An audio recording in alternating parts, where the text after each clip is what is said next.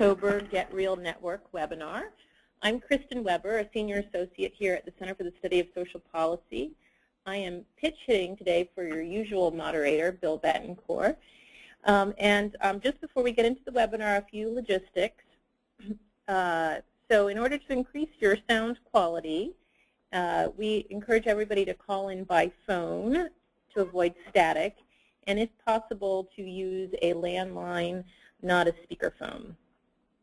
Sometimes if you're having issues, it works to hang up and call back. And just a reminder that this webinar is being recorded. Also,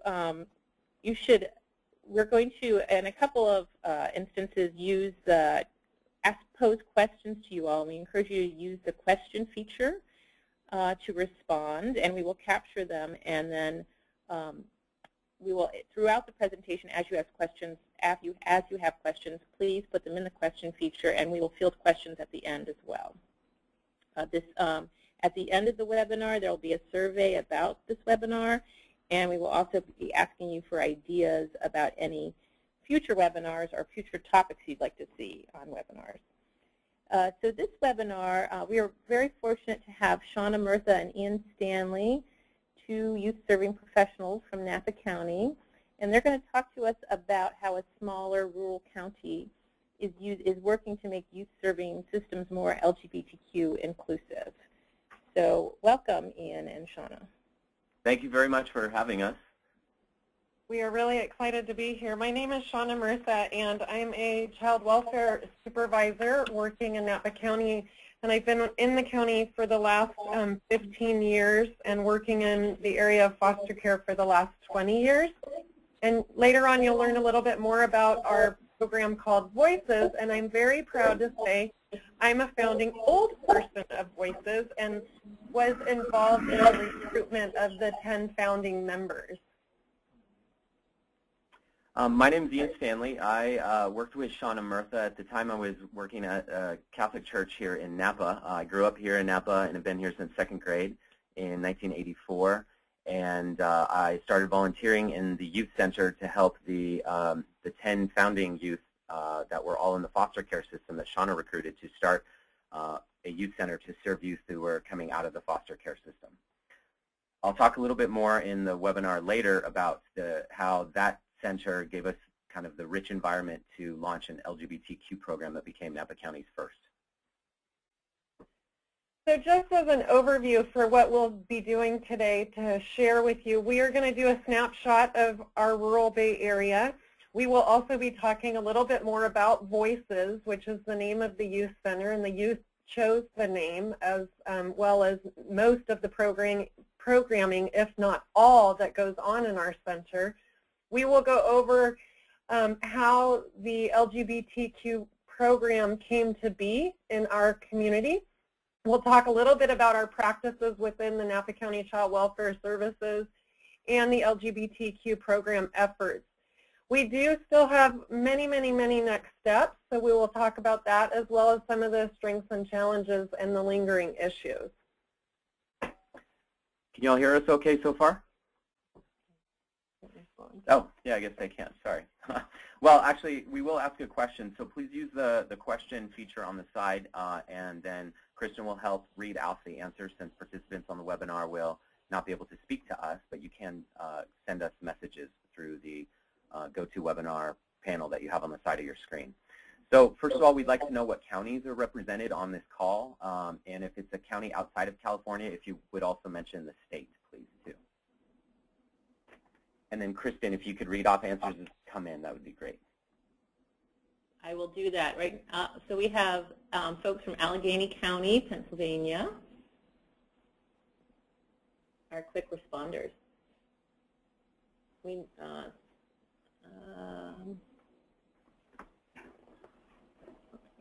have Los Angeles, Hector from Los Angeles.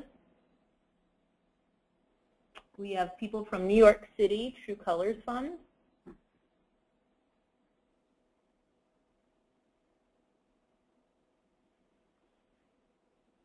And that's who's responded now. Okay. Oh, wait, oops, hold on one second. We have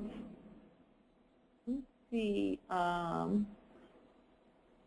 Oh, people are so there's a child advocacy specialist from Allegheny County. Responding to the second question, perfect. That's what I was asked, is what roles people have. Are they in direct practice? Are they funders or policymakers?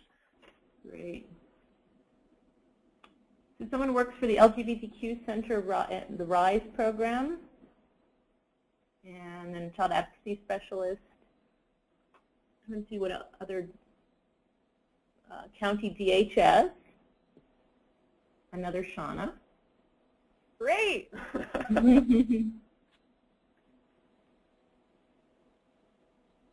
I think that's it. Okay. If there are major issues or major topics that folks want to make sure we touch on, there's two things. One is please send the questions right now to Kristen so she can read them to us, and then we'll make sure we weave it in somewhere. Otherwise, we'll also be glad to take calls or emails from folks after the webinar. So either way, that whatever works for people. Oh, and Ian, I just wanted to add, we do have a court administrator and a facilitator who provides direct care to LGBTQ youth and families who responded. Excellent. Thank you. So I did want to paint a picture of Napa County. I'm not sure everyone is familiar with Napa County, other than some people might know us as the wine country. Others might be more intimately connected to us. So in size comparison, Napa County, the entire county of Napa, population is 140,000, about 140,000. Major cities near us, to our south we have Vallejo. Just the city of Vallejo has a population of 118,000. To our west, Santa Rosa City, which is the seat of Sonoma County, has a population of 170,000, which is larger than our entire county. And then the city of Napa has about half the population of Napa County. It's about 80,000. This is where Napa is located in California, just to the north of San Francisco Bay. It's only about an hour drive north of San Francisco, about 40 minutes from Oakland, and right there. There's 6 population centers. As I mentioned, the city of Napa has about half the population, but there's also, going from the south to the north, there's American Canyon, Napa, Yountville, St. Helena, Angwin, and Calistoga. Other than American Canyon and Napa, almost everything else are rural, really tiny towns that are centered in agriculture. Napa's population is mostly white and Latino. It's about 45% of each. And our schools have already tipped the scales now and are more than 51% Latino. There also is less than 10% of the population is Asian or Pacific Islander, Black, other race and ethnicities, or mixed race. More about what it's like here in Napa County. So our largest industry in Napa County is agriculture and, of course, wine and hospitality and tourism. The glow of the wineries, and why I wanted to include this whole snapshot, is because the glow of the wineries and the wine and dine atmosphere sort of covers up a lot of the poverty and other marginalization and disconnection that exists in our community. And people, especially people not from here, tend to not think of that. In studies from October 2013, we were named conflicting awards, I guess you could say, one of the richest and poorest counties in California. 24/7 Wall Street study listed Napa County as the 10th richest area by median household income in the United States. And on the same time, a Stanford University and Public Policy Institute of California study showed that we are second only to Los Angeles County in terms of the poverty rate. And that was based on the cost of housing, medical expenses, and social assistance programs. We have a 25.5% poverty rate. So even though it sounds conflicting, it's actually because they're measuring slightly different things. We have the privilege, I guess, of being one of the richest and the poorest counties in California. We are part of the San Francisco Bay Area. There are 9 San Francisco Bay Area counties.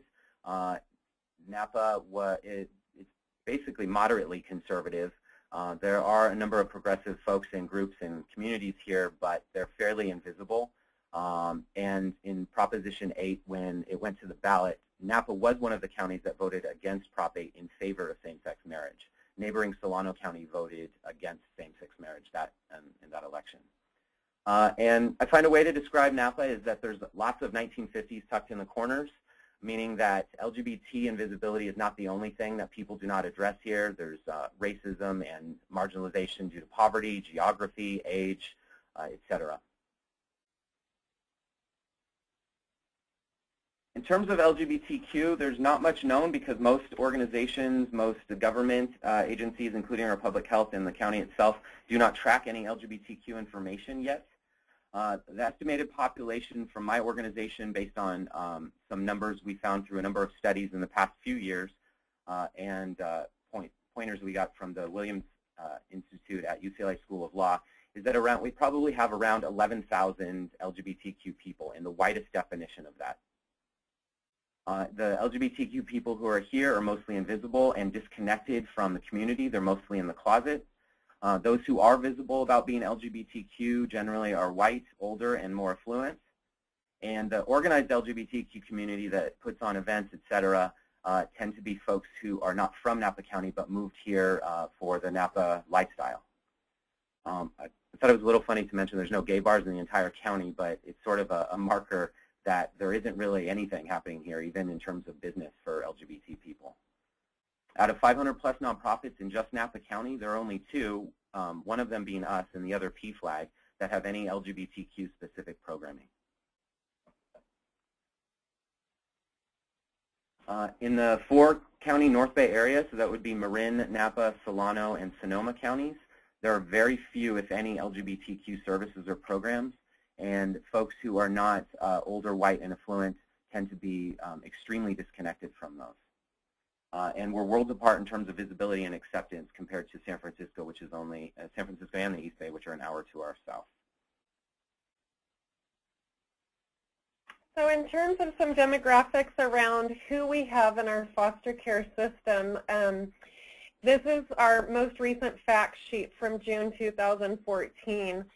I'm going to go about halfway down to the 151 children that are currently in out-of-home care and just share with you, those are youth that are in foster care, relative care, non-related extended family member care.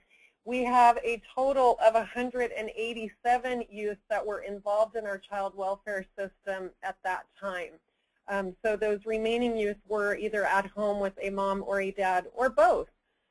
Of those youth, about 92 of them are male and 95 of them are female. And the breakdown of their ages are, we had 61 0 to 5-year-old tiny humans. We had 47 6-year-old to 10-year-olds. We had 51 11 to 15-year-olds. And we had 28 16 to 21-year-olds. And I'm not sure if everyone's aware, but in January 2012, foster care regulations moved to include youth that are 18 to 21. They can voluntarily stay in foster care if they're meeting eligibility requirements of going to school, going to work, participating in job training, and those kinds of things. So we do, in fact, have adults in our foster care system, and it's a whole new way to work with them. Of those 187 youth, anecdotally, I know that we have 3 youth that identify as LGBT or Q. We do not have a systemic way that we collect that data. Again, I said anecdotally, I only know because those 3 youth came out to me during the time of our relationship. And that is an area that we are tremendously lacking, is how to create inclusive practices, to create more space for those conversations, and to have a space that's accepting and friendly. So that's who we are in the child welfare world. As part of our time together, we're going to share with you a little bit about voices. In 2004, we had the county leaders getting together talking about a huge gap in service. This is, again, before we had our extended foster care program. And the discussion was really around, we have a gap in service. As Ian said, Napa County is primarily geared towards tourism, the wineries, the hospitality, great food. We have great food here. It is not geared towards youth and the youth culture. Mainstream youth, foster youth, any youth. So we have a large group of young people that don't have much to do because of the way our valley is geared. Our foster youth in particular were speaking loudly. At that point, I was working with 103 youth that were aged 16 to 21, some in care, some out of care, and what they kept saying is the greatest need was they needed a one-stop center where they could get all their needs met. The county administrators were at that point talking about possibly putting together a mental health center or some such place that people could get treatment. That's not particularly what the youth were interested in. So I had the honor of being involved with On the Move and putting together a team of 10 current and former foster youth, those of whom you see on your screen right there, who became our founding members. And within 6 months, we met for the very first time at a roundtable pizza in June of 2004. And by November of 2004, the end of November, they were opening the very first Emancipation Resource Center in the nation for foster youth and youth that were on the fringe. The actual date is 2005. 2004 is when the county leaders got together. Yeah. Thank you. So we were going to show a video to show you a little bit of the flavor of Voices. It's not streaming very well, so we'll send the link out as a post to the webinar, and you can see what the youth themselves say about this program. The video feature here shows youth who are in our Santa Rosa program for Sonoma County. Voices has taken this model of having 10 youth involved in the system, creating a center for other youth in the system. So it started in Napa County in 2005. We opened one in Santa Rosa. We helped Santa Clara County open a place called The Hub in San Jose for youth in that county. And we just opened a center in Salinas with founding youth in Monterey County. So the link to the video will be sent out post-webinar. So Voices is a nonprofit organization based in Napa County. Our parent or umbrella organization, as Shaunna mentioned, is called On the Move. Not to be confused with Move On, who sends out all those emails, advocacy emails. But it's On the Move is a Bay Area organization based in Napa. We did establish the one-stop for young people to receive services of all kinds: education, employment, legal help, immigration, wellness of mind, body, soul, housing. And all of the programs are co-designed with youth who have systems experience so that the programs are relevant, youth-friendly, and that youth will actually want to access them. We cannot do it without a collaboration with a number of county agencies, including the Health and Human Services, probation, mental health, education, just to name a few, because those are the ones who got together and decided that they would take the risk to do something completely different, which is have 10 youth design this whole thing. And the implementation of the programs and the development of things over the years since 2005 is driven by what youth want and need and what youth will develop with us. We receive funding from a wide variety of private, community, and county funds.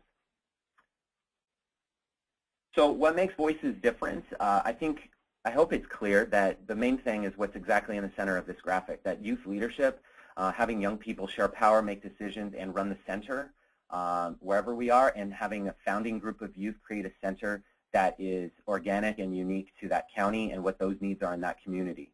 We take these best practices in the founding model, but the youth in the county, the founding youth there, are who really established the center. The 4 components on the outside are also woven into what we do. Starting on the top left, having systems change. We don't just open the centers to exist, but we open the centers so that we continue to change and increase support for young people in the communities. On the top right, co-located staffing.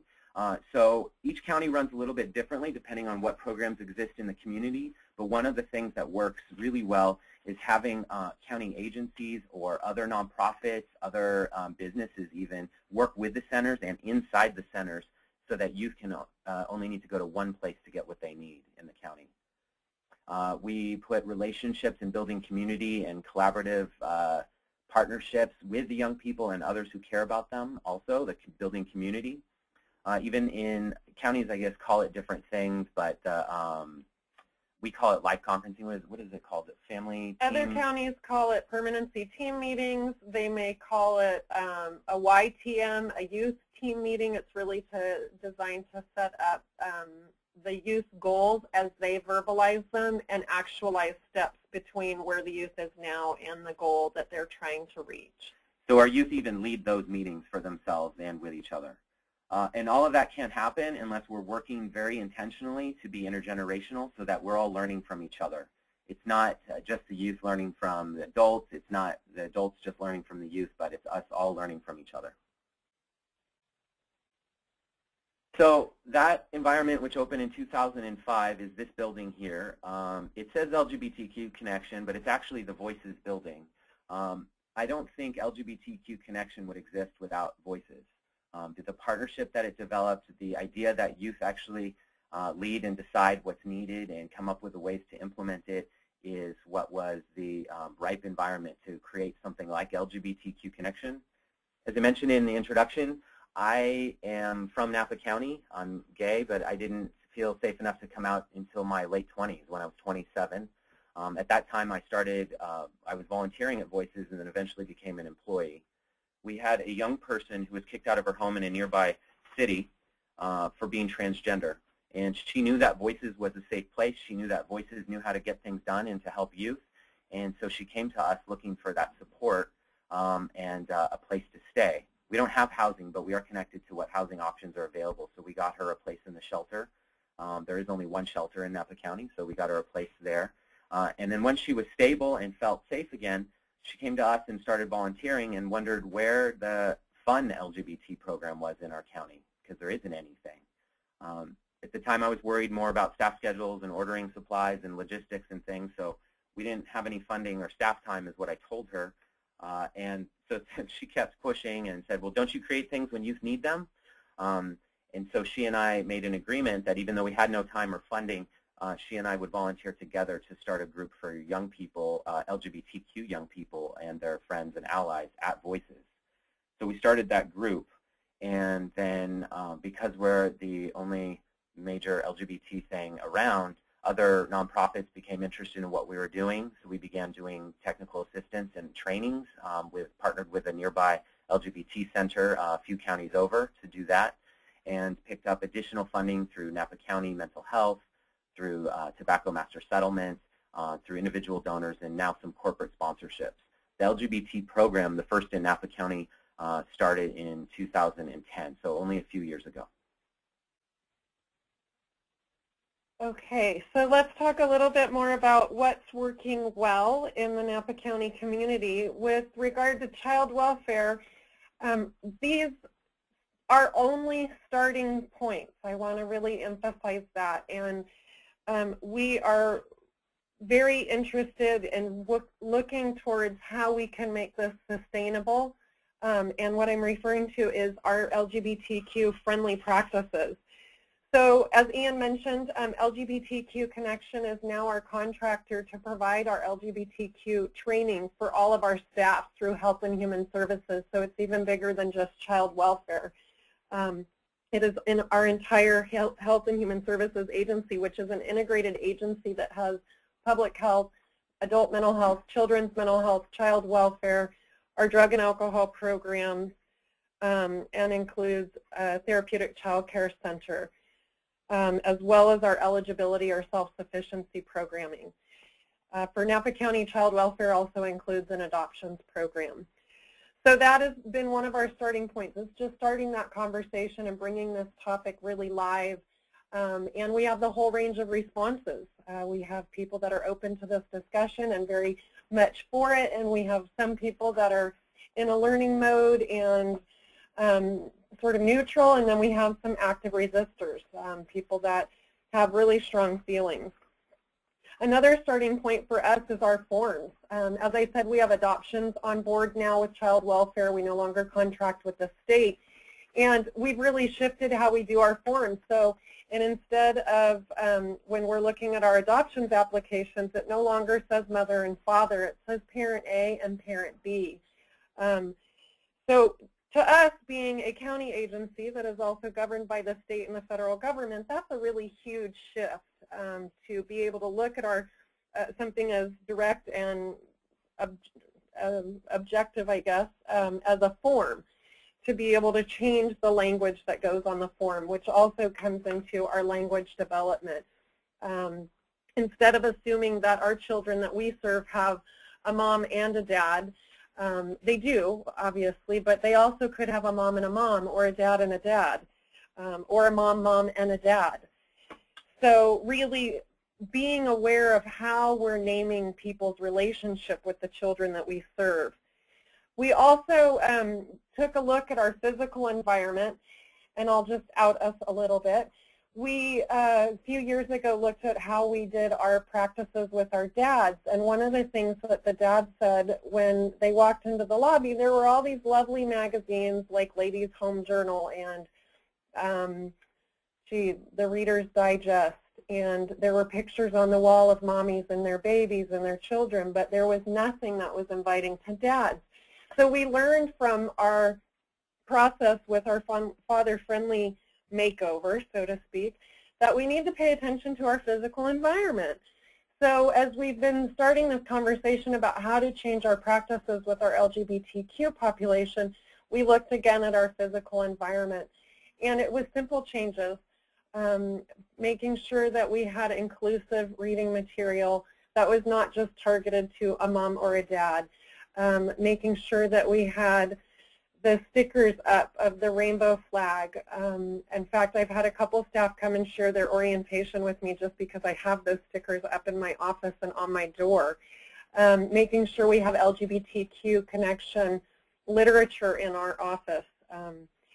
We also have targeted our care provider recruitment. We've partnered with PFLAG and LGBTQ Connection to really do some targeted specific recruitment of our foster parents and our respite care providers and our relative care providers to ensure that we have the whole spectrum of care providers, that we have LGBTQ friendly or ally care providers. Many of our youth, as you saw, 151 out of 187 are in out-of-home care. So we most definitely need to be attending to how we're doing our foster care recruitment. These changes have been relatively simple, but they've been incredibly intentional, so they're obtainable changes. As I stated before, our forms have shifted, but so has our documentation. When we're writing court reports, again, we're referring to parent A, parent B versus mother and father, if we're unclear of relationships. And it's required a culture shift. That culture shift has been quick for some, gradual for others, not changing for still some others. So that's an area that we're still working on. And we've changed our partnerships with our CBOs as we've had other agencies come and join our community like LGBTQ Connection. We've been intentional on partnering with LGBTQ Connection and the FFAs with our group homes as well, and making sure our group homes are practicing friendly practices. Okay, so not everything's roses or grapes here in the Valley. So we do have some worries, and those of you that are familiar with child welfare practice, you will notice that our presentation related to child welfare follows the safety organized practice model of what's working well, what we're worried about, and some next steps. So our worries is the resistance. We do have resistance. As Ian said, we're a moderately conservative community. I was told when I very first had started, two things. We didn't have gangs in Napa, and we didn't have foster youth in Napa. And I thought to myself, well, yes, we do, because I have a job and I work with foster youth. But what I said was, oh, thank you for your feedback, and let me tell you about a youth I saw today. So there's resistance, there's blinders on. Another area is placement for youth. Our valley is very, very expensive to live in, and we have a pretty, what I would call a pretty stagnant influx. So that means the people that come here typically stay here. So the placements we have for youth are very limited in the community, especially around our teen youth. We have one home in the Valley that's a designated foster home that takes teen boys, and we have one home that takes teen females. That means we're really, really recruiting with our relatives, our non-related extended family members, and we are using outside, out-of-county placements, which is not a best practice. So that leads us to the best practice model. We really want to work and continue our work to establish a best practice model when working with our LGBTQ population. And for us, it's not just LGBTQ youth, it's also the parents that come into our services, making sure that we have good, solid, best practice services to provide them, that we're operating with integrity, we're operating from a place of honesty and being able to have some conversations that we in Napa County historically have not had around sexuality and orientation. So even though LGBTQ Connection was born out of Voices, the work that was happening at child welfare, starting to look at placement, starting to look at other issues with language and everything, it was organic and parallel. We didn't start pushing until all of a sudden we started doing trainings, and child welfare wanted us to do a training with them. In the early days of Voices in 2005, we were using William Bridges' transition framework, and the youth at Voices, true to how they like to do things, renamed the whole thing and came up with their whole own model that was based on that, working with William Bridges. And so we had that training, and then LGBTQ Connection began doing its own best practices LGBT trainings. So we recruited youth, LGBT youth who had been in the system here in the North Bay, to lead trainings for system professionals. And so we trained all of child welfare and eventually all of juvenile hall as well, and continue to do trainings for other folks and organizations around the county. I think to date we've trained around 900 professionals from almost 200 organizations around the county. As Shaunna mentioned, we are now the contracted trainer for LGBTQ best practices for all of the divisions for Health and Human Services. So all employees and all new employees get trained by our organization. The Q Youth, which is at the top of this bulleted list, is still running here at Voices. We've expanded it to run twice a month now instead of once a month, which we were doing in the early years. And it is run by a team of young people, and they also throw events in the community. We have several hundred youth who have participated in the Q Youth programming. Actually, to go back to Shaunna's point, too, around there's no foster youth in the community. So Voices just alone in Napa sees around 700 to 800 youth a year. Some of those youth are literally living under bridges here in town. Some of the youth are graduating from four-year universities, and a lot of the youth are couch surfing and know that they can come here when they need something if they're not already connected to us. In the early days of Voices in 2005, we didn't have a lot of youth coming into the building, and we got very worried. And then once our street cred went up, the young people now know that we exist for the most part. And even when we've moved buildings once or twice, actually a few times now, and the youth seem to let each other know where we are and that we've moved. The Voices evolution of location is paralleled very much our evolution for our foster youth. We originally were located at a building off Saskell, which is the east side of our town. And that was our emergency home. We were there for a short period of time. It was like our emergency foster home. And then we were able to contract with another provider, L.G.B.T.Q, and move to a bigger space that had some different dynamics that afforded some private offices more so than we had had at our previous location. And I would say that was our long-term foster care home. We've now moved to an entire building that you saw earlier, and this is our permanent home. We found permanency here, and this is where we will be. It used to be a child care facility, so it works great. It's got some play area for our youth parents, and it's been something that the youth have really appreciated, the fact that we are now in our permanent home. And I wanted to go back to something Ian had said originally when he was talking about the youth designing the programming here.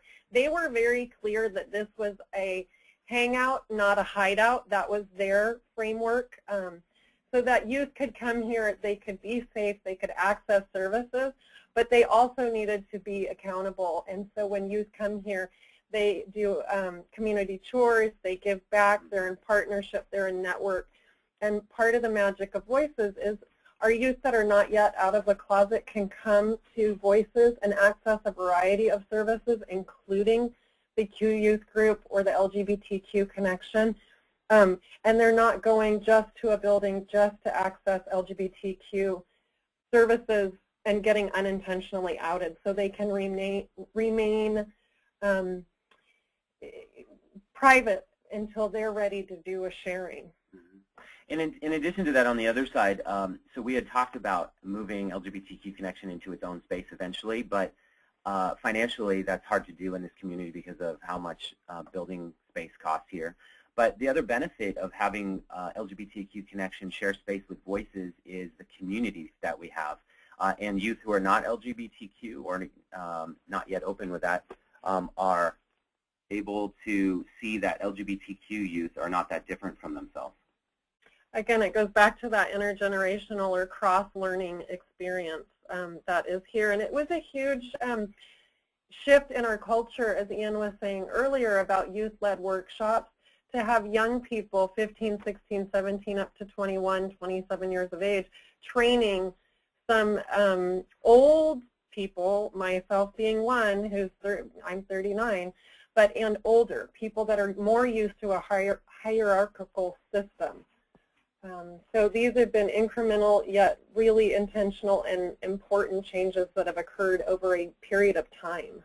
Yeah, all of that is to say, even though it wasn't on a bullet on the screen, that the development of voices and LGBTQ Connection have been very organic to our community.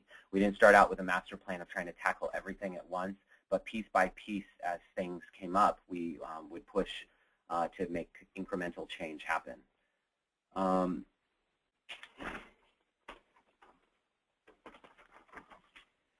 So do you want to talk, Shaunna? Do you want me to? Sure. Some next steps and some of our lingering issues is we are still in the community that we're in. It's still conservative. It's a pretty insulated county. Sonoma County has a part of their community that is more gay-friendly, maybe not the whole county. San Francisco certainly has a broader acceptance of the LGBTQ community. Napa, even though it's close to both of those geographical locations, is very insulated, and it's almost, I think, indicative of the geography. We are in a valley, and that has been a lingering issue. And for anyone of any age who doesn't have the economic ability or transportation to get to any of these other places, then is even more likely to be disconnected and alone. Yes. We have been talking with all of our partners, whether it's our community-based partners, our system partners, on how to make our practices that are inclusive systemic. One of the benefits of Napa is also that insular process. We are always in partnership, for the most part, with our probation partners, our mental health partners, our drug and alcohol partners, our public health partners. And so wanting to really look at and be aware of how we make system change, inclusive system change, across all of the bands of the different divisions of our agencies. And it's really important to remember that this is just the beginning of the work. And part of that challenge is how to make this practice and this increasing of awareness sustainable, and to create and continue best practices.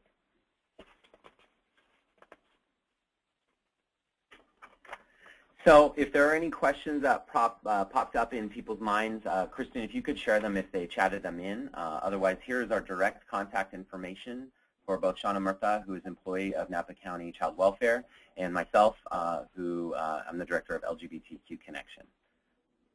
So you can either chat in questions or send them directly to us, and we can respond after the webinar. So I think you're going to be getting questions after the webinar. There are questions, are people wanting to connect with you after the webinar, because we do have some questions from folks, and seem very interested in what you presented. So I'm just going to start with folks in Allegheny County. Would love to see the curriculum on best practice training, if you're willing to share it. Yeah. Okay. So yeah, I think if people would like to see the curriculum we have, it's not all like just a binder we can send people, but if people contact us, I can walk folks through what we've done, and then the materials that we have will make much more sense. Great, great. That's awesome. Thanks. That's what Shaunna from Allegheny County just wrote back. So this is another question is, how do you support youth who are leading the workshops, the youth-led workshops, to get a place where they can use their stories as a training tool, and how do you then support them if their own stuff gets triggered by participants in the room, either during or after the fact? Absolutely. That's an excellent question because we've had issues with that. The issues mainly come from, because Napa is such a small community, we have this very safe place of voices. We have youth who are very connected to us, both in and out of the foster care and probation and mental health systems. And so when we were creating this new round of curriculum with the young people, we had youth who were interested, and then when they realized that they were actually going to be sharing their story in front of the social workers and other systems professionals who worked with them here in their own home county, they backed out. So luckily, the Voices that's in Santa Rosa is not too far from us, and so we have LGBT youth who are there who were willing to come out to Napa County to do the trainings. And so we sort of do a little bit of removal of the immediacy of how much they might know someone or be fearful of sharing things that are not easy to share in front of other people. So that's one way we do it. The other is that because of the Voices community that we have, a lot of our young people are currently involved in case management and coaching with the staff here. So the staff are helping to promote just sort of like our work experience program that we do. We do the case management while they are employed. And so we help with housing, education, employment, mental health, physical health, et cetera, to take care of the young people, actually to help the young people take care of themselves while they are working on projects with us or employed by us or other people. Another strategy that I know that is used here at Voices is they run through it. There's lots of practice. There's lots of preparation. They run through it with a smaller audience. So people that youth that may be on the fence about maybe I could share this, maybe I can't, they do the run-throughs a few times, and they get real-life experience of what it's like to share their story before they're ever out in front of a quote-unquote stranger audience. We also do directly discuss that with them because we also don't want them to feel like we are exploiting their story or doing anything other than what they're absolutely comfortable with sharing from a place of wanting to help others to learn. And so sometimes people of any age, not just our youth, are not ready to do that, and so we make that choice with them, or they make that choice with us, I should say. Great. So here's another question. Does the LGBTQ Connection have any kind of assessment tool for existing practices in an agency before starting the training? Yes. The assessment tool makes the most sense after a training. So in our model of working with an agency specifically or an organization specifically, what we do is train a key grouping of organizational leaders and staff, and then once they understand the issues that are presented in the assessment, then can answer the assessment questions more clearly, or they can understand what the questions are really getting at when they answer them. We do have a 10-point assessment tool that's based on 30 years of work from the organization that co-founded us, Spectrum LGBT Center, based in Marin County. But we usually do the training first and then do the assessment, and then come up with an action plan. Great. Okay, thanks. That's what person right back. So can you just talk a little bit about the dynamic of being in a rural county with small numbers, relatively small numbers of kids in care, and then of those kids, the sort of unknown number who may be LGBTQ, and sort of advocating that this is a population that needs assistance? Yeah, it's sort of a chicken and the egg thing, because most of the organizations aren't asking about it, aren't comfortable talking about it. Then a lot of folks just think that there are no LGBT, folks in the system, or LGBTQ youth in the system. And so we, for instance, another part of the dynamic is, so we have one group home that is all boys here in the community. We have, as Shaunna mentioned, very few homes that take teenagers or adolescents. So if there is any issue with the placement or the youth doesn't feel safe or welcome in that family, it's likely they'll have to move counties and disrupt their placement, disrupt their schooling, and all sorts of other things if there's any problems.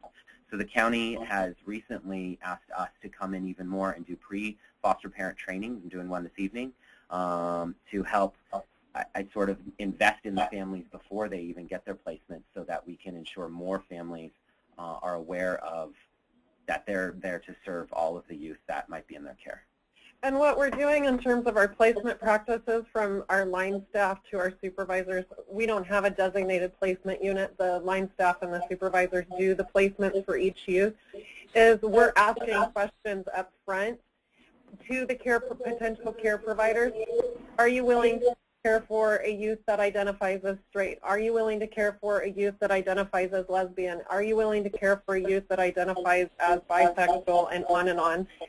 So that we're not outing any particular youth. That's sort of where we're moving to, is asking a standard range of questions so that if we do find that we have a youth that identifies as gay and we have a home that says absolutely not, this is not a welcoming environment, that we don't even try and make that placement match.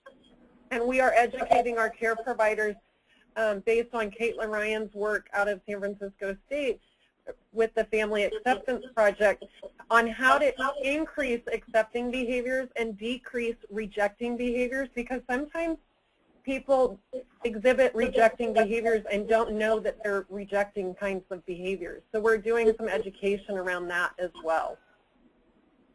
I think we also just had system leaders who really care about this topic and making sure we're serving all people because, I mean, part of your question that I heard, Kristen, I don't know if it was a written-in question or yours, but was making the case that there's like a substantial enough population that this matters. And so system leaders, even the head of the agency itself, Howard Hyman right now, are making these trainings mandatory for all Health and Human Services staff and just realize the importance that of what we're doing.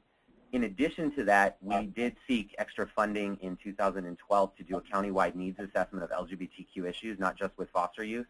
And our youth leadership team expanded it to do a school safety and climate survey locally too. So we are building specific data so we can address specific needs, but mostly folks aren't requiring us to build a case that it's important. I would agree. Whether it's one youth, no youth, or all of our youth, we are very much supported by our administrators, and that all of our youth are important regardless of their background, their orientation, how they identify. All of our youth are important, so we are very blessed in that way that we do have supportive administrators and policymakers here at our local level. Well, that's great. I bet you'll have some folks who are a little bit envious there. So here's another question. Ian mentioned youth who do not have stable housing, couch surfing, living under bridges, etc. I'm wondering if Napa County has a homeless commission or something like it that addresses homelessness within the county, and specifically youth homelessness, and have you also been working with that entity? We do. We have what we call the Continuum of Care, which is a multidisciplinary group that meets on a regular basis. And part of the work that they've been doing is really looking at our adult shelter and how to make it more youth-friendly. So there's a couple dorms that if we have youth that come in that are more geared towards our youth, they still have to be an adult. They also made our adult shelter, no registered 290s can be in that shelter. So that was a step that they made so that if we do have younger adults there, even if they're not under 18, just a tool to help make people feel more safe in that community.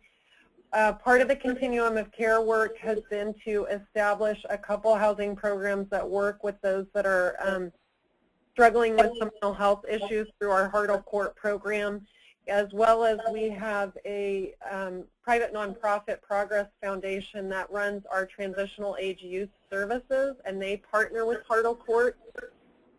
The area that we do struggle with is we do not have a youth shelter. The nearest one that I'm aware of is in Contra Costa County in Martinez. So that's an area that we still struggle, and we work really hard to partner our youth either with relatives or somebody that's known to them so they aren't on the street and they aren't under bridges. One of the cool things, I guess I would say, about our Voices community is if there's a youth that knows another youth has a need, they will bring them in or will make some sort of bridging and connection so that youth have an avenue for support.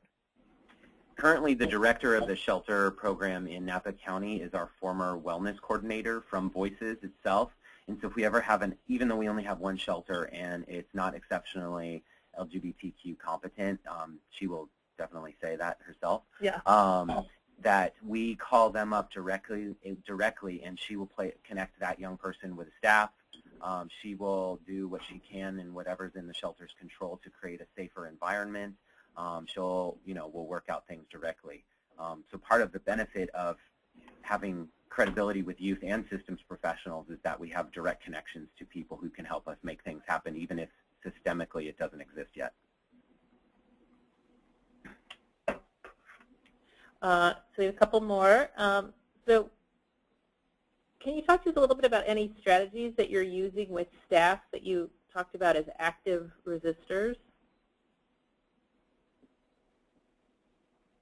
Well, I think one of the strategies is not one that's particularly loved is it's a strong belief that these trainings that Ian's agency is providing, they're mandatory. So whether they're active resistors or they're friendly or allies, there's conversation happening and education happening, and that for us is a starting point. The director of the Health and Human Services Agency, Howard Hines, has been very clear too that he's integrating being LGBTQ competent and serving the entire community as part of the hiring process and supervision processes as well. I don't think it's been systemically integrated yet outside of this training, but also I don't work for the Health and Human Services Agency. I just know that it's a firm belief of his that working for the county means serving the whole county. Right. And we're also doing something called Live Healthy Napa County, which is the LGBTQ awareness and education is woven woven in through that, because that is a direction that our director feels strongly about. So while people may still be resistors, they're still getting information and education, and it's just, like I said earlier, we are in the beginning phases of this. By no means do we feel like we've hit the mark that we are there, but that we are continuing to work and strive. Absolutely. The Live Healthy Napa County survey, when it originally was conducted, I believe 2 years ago, I think, they left off any questions relating to LGBT or Q, anything in the demographics or even in the health-related stuff. So now we are doing what we can to integrate questions and focus groups, methodology, and planning to address those things.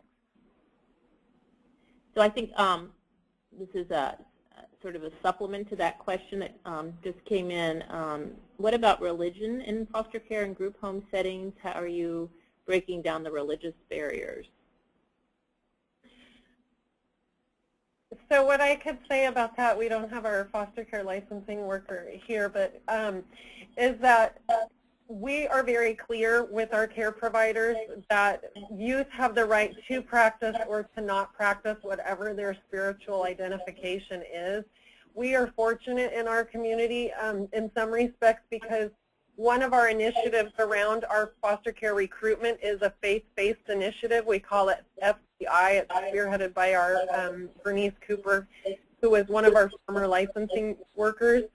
And that faith-based initiative really partners with a lot of our churches and spiritual centers to bring in foster parents of different types of faith, different types of spiritual centers, as well as creating some cross-training with our current foster parents that maybe either are not connected with a spiritual center or hadn't thought about the influence of spirituality for our youth.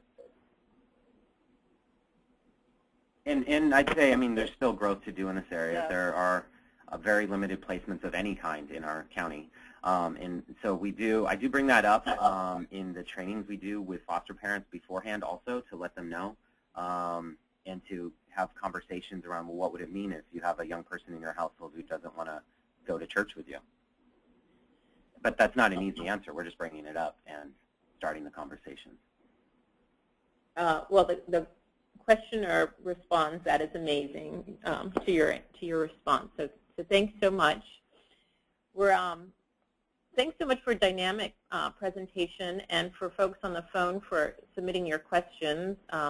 We're getting things like that was a great webinar. Thank you very much. It was very informative. So if folks have ongoing questions or we didn't respond to your questions because we ran out of time, please feel free to follow up directly with Shaunna and Ian. And thanks again, Shaunna and Ian, for sharing your wisdom and experiences with our network.